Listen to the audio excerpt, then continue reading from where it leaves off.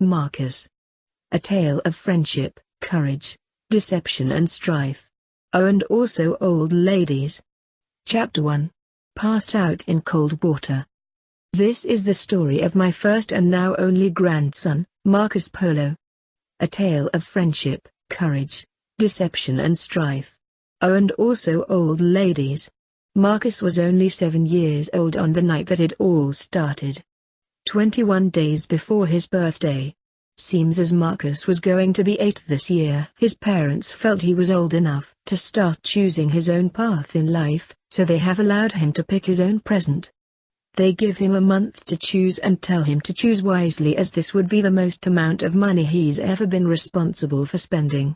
Marcus wasn't sure if this was some kind of trick his parents was playing to see how good he was with money, or if he could get what he really wanted. Either way, the excitement takes over and he develops a bad habit of not sleeping. Night after night after night, he would not be able to sleep. The T.2.700, the evidence tracer collection pad, hair and nail storage pal, magnifying cubes, my first detective starters kit, the list is endless. What he really wanted, but had no doubt his parents would absolutely refuse, was a void black 6-shooter. First or second model would be fine, just not the third, which was terribly unreliable, and a fiery furry sidekick in the form of a feline, which he would want to name Babe. What are 7-year-old boys doing at night if they are not sleeping? They are sneaking around in the kitchen. Every night Marcus could not help himself. He would wait till around 2 a.m. when his parents were sure to be asleep. He would slip downstairs and acquire 2 strawberries and a tiny hand of cream. Thinking if he had taken more his mother would realize and he would be in some serious trouble.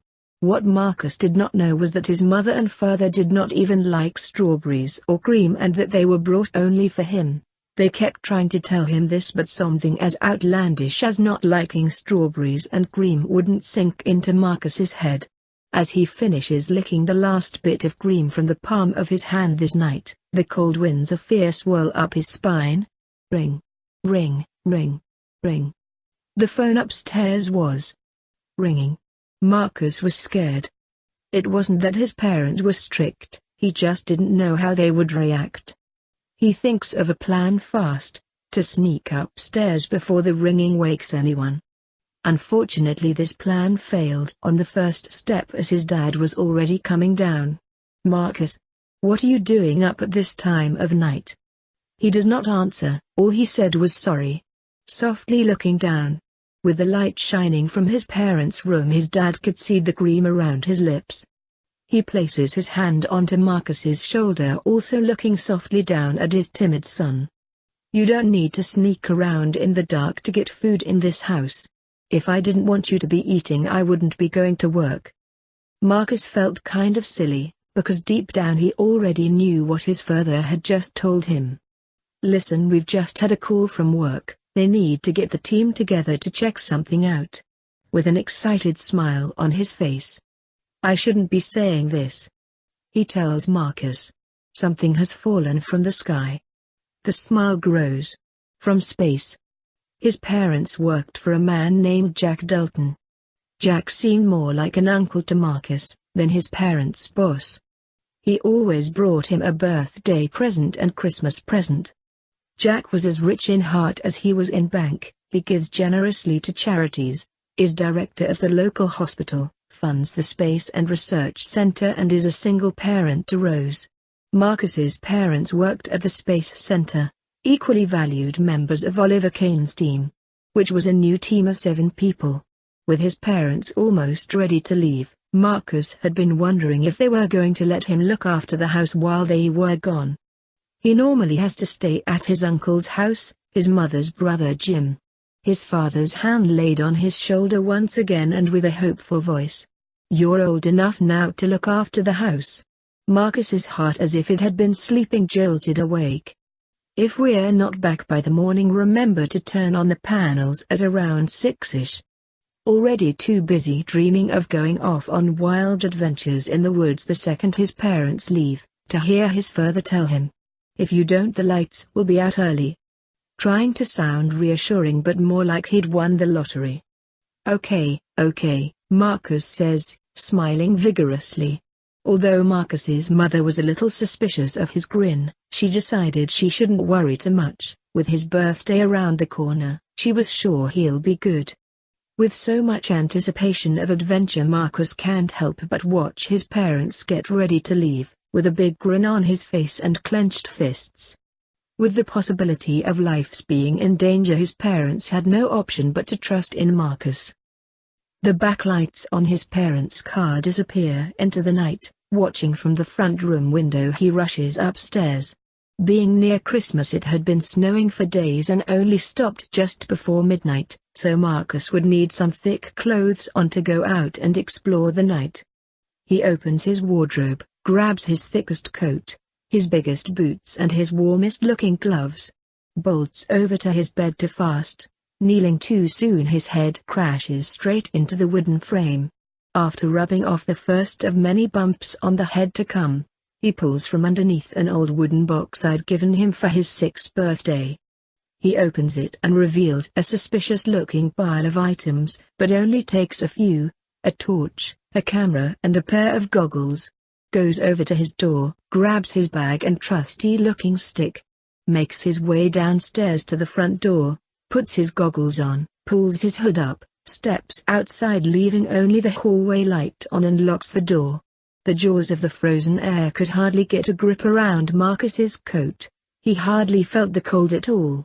Still standing on his porch, he takes a big breath, readies himself to take his first steps into the darkness alone. His house was right in the middle of a forest, so all he could see was the darkness where the trunks of the trees should be, which seems rather larger than they usually do and crowned with what looked like one big wall of snow surrounding all of his house. There was enough snow on the ground to light up the whole of his garden. He could make out the tire tracks of his parents' car all the way down the road. The bright moon easily broke through the thinly clouded sky, causing the snow to glow slightly blue. Marcus steps into the fresh snow, his feet sinking around a foot. He makes his way over to the shed, turns his torch on and creeps around the back. He shines his light around to reveal a gap between two huge tree trunks, which look more like columns in front of some important library or bank. His grip tightens around his torch and he passes the towering trunks, certain they're gonna grab him the second his back's facing them. Beaming his torch around and facing left to right, once again certain something's about to grab him. Doesn't realize the ground below turning from broke twigs and mushy mud, into a steep set of stairs, made of small slippery wooden planks, falls cartwheeling down what feels like 100 stone blocks. Luckily his bag takes most of the damage and he gets off lightly with just a bump on the head and a sore wrist. Rolling into an opening, lit up brightly by a blanket of snow, his torch goes flying and he goes face first, deep into the ice carpet. Feeling a little upset and wanting to cry, he dislodges his head from the snow. Warmth wraps around his face. A small white deer with golden hooves slowly steps towards him from out of the darkness. "Hello Marcus, I hope you're feeling warm?" the deer says with a kind voice, strangely looking like it's smiling. Marcus, feeling a little confused, just thinks to himself that he must have just imagined the voice, so didn't answer, pulls himself to his knees and just goes to stroke it to get warm. As soon as he touches the deer's fur, it slowly gets brighter and brighter, till it dazzled him so much, Marcus couldn't see a thing. It didn't take him long to get his vision back, and when he did, he looked around to see that the deer had gone. Where the deer had been standing was a small, gold wooden box. Marcus stares at it without thought for a little while, before reaching out to grab it. Examining it, he hears something tumble inside, so he opens it up and sees a small silver key which had a green tree frog emblem that had bright red shiny stones for eyes. Being quite a small key, Marcus takes his glove off to pick it up. The cold air snaps fast and the Marcus shivers, and again as he grabs the key to take it out. Thinking the box looks cool and reliable, he grabs his bag from his back and shoves it in. Still being on the floor, he starts to feel the wet come through his thick trousers.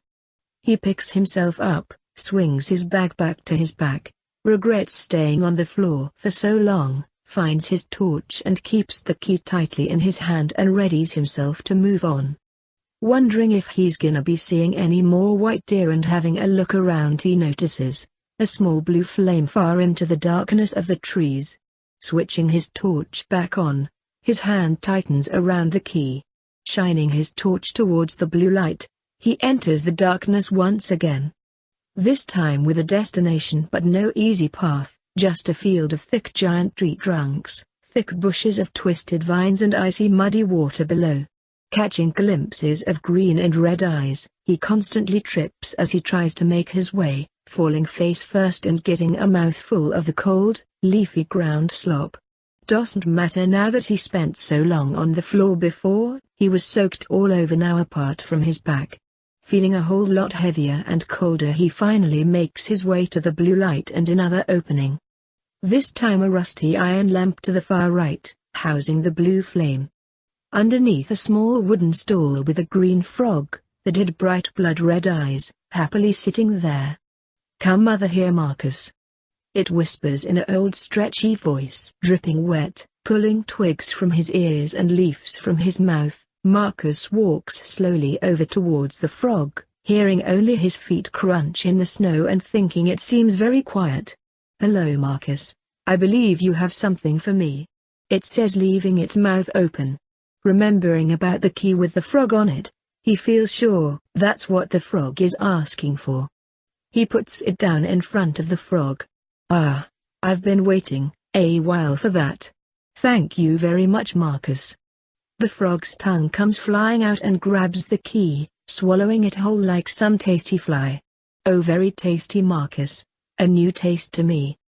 Thank you again and farewell." The frog disappears into a green mist, and red where the eyes were, it thins out till it can't be seen at all. Feeling a little tired, he sits down onto the stool. As soon as he does, his whole body warms up. He feels less tired, perfectly awake actually, and like he had just eaten a big bowl of steaming stew, with a warm baguette and creamy butter. Now feeling very comfortable, he takes his other glove off and looks up at the sky. What clouds were around before had gone. Stars of all colors filled the sky, red, yellow, green, and blue. Wishing he thought sooner, like when the deer was around, he pulls his camera from his bag and snaps a shot at the sky, runs to the opposite side of the lamp and takes a picture of that too. Now just looking up at the star some more, he suddenly gets engulfed by steam that's coming off his wet clothes, hair and hands. With Marcus only being young, he isn't really sure what's going on. With the steam rolling off him like fire, he holds his hands up looking at his palms, just watching the steam dance off his hands. His heart starts beating like a drum, a thought that this could be a power that he was awakened, and now that he's explored in the dark, maybe he's leveled up so much his body can't contain it. A few minutes pass. The steam stops to Marcus's disappointment, but his clothes were completely dry now and they smelt fresh. After checking his pictures comes more photo regrets of not taking a picture while he was releasing all of his power. Shrugging it off, he packs his camera away and readies himself to continue. As soon as he's done, the lamp and stool, just like the frog, disappears into mist. The ground starts shaking, a rumble jumps into Marcus's ear. Trying to keep his balance, he sees a pitch-black pointy piece of rock that looks like coal break the white of the snow that rises to be around 3 times taller than him. After the rumbling stops, Marcus gets his balance back and thinks to himself, "Wow."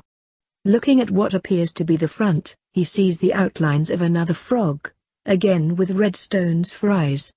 The frog winks at Marcus, more rumbles, and the front of the rock lowers, to reveal another set of stairs spiraling down. "Okay, looks creepy, but we can do this." Feeling a little lonely, Marcus says to his torch. Hearing drips inside and nothing else, he enters and slowly makes his way down the steps. The staircase is the same pitch-black rock, all the way down, made shiny from water seeping through cracks in the walls. Marcus feels a little wobbly and thinks about sitting and dragging his butt all the way down, but he doesn't and braves it. When he gets to the bottom, though it's so dark, His torch couldn't even light the ground, and it seems that Bravery didn't make it down the steps along with Marcus. This had done it. He was getting too scared. The drips of water were getting louder and louder, faster and faster.